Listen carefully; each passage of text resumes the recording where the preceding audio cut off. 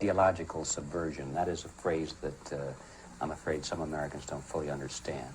When the Soviets used the phrase ideological subversion, what do they mean by it? Ideological subversion is the process which is legitimate, overt, and open. You can see it with your own eyes. All you have to do, all American mass media has to do, is to unplug their bananas from their ears, open up their eyes, and they can see it. There is no mystery. There is nothing to do with espionage. I know that espionage, intelligence gathering, looks more romantic. It sells more deodorants through the advertising, probably. That's why your Hollywood producers are so crazy about James Bond type of thrillers. But in reality, the main emphasis of the KGB is not in the area of intelligence at all.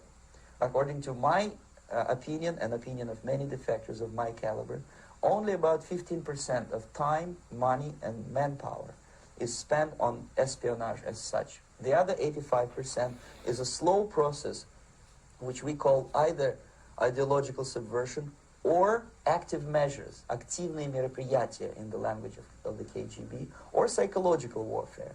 What it basically means is to change the perception of reality of every American to such an extent that despite of the abundance of information, no one is able to come to sensible conclusions in the interests of defending themselves, their families, their community, and their country.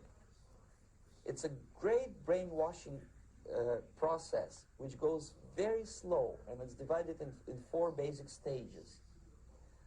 The first one being demoralization. It takes from 15 to 20 years to demoralize a nation.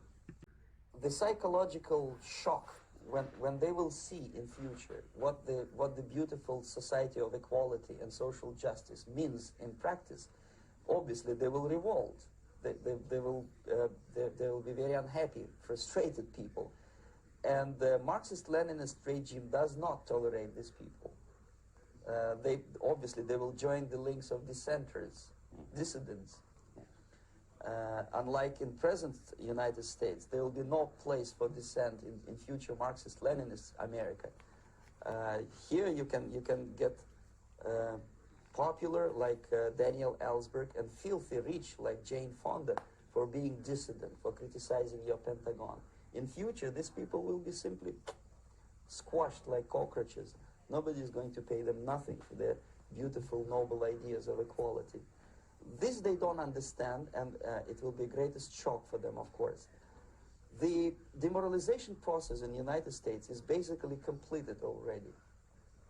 For the last 25 years, actually it's overfulfilled, because demoralization now reaches such areas where previously not even Comrade Andropov and all his experts would even dream of such a tremendous success.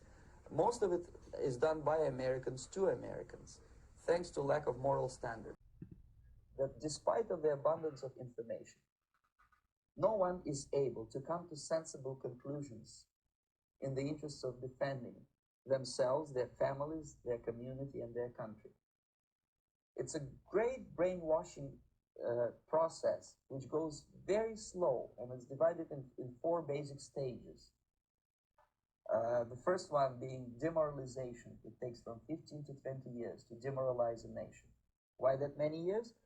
Because this is the minimum number of years which requires to educate one generation of students in the country of your enemy, exposed to the ideology of the enemy. In other words, Marxism-Leninism ideology is being pumped into the soft heads of at least 3 generations of American students without being challenged or counterbalanced by the basic values of Americanism, American patriotism. The result you can see. Most of the people who graduated in the 60s, dropouts or half-baked intellectuals, are now occupying the positions of power in the government, civil service, business, mass media, educational system. You are stuck with them. You cannot get rid of them. They are contaminated. They are programmed to think and react to certain stimuli in a certain pattern. You cannot change their mind, even if you expose them to authentic information.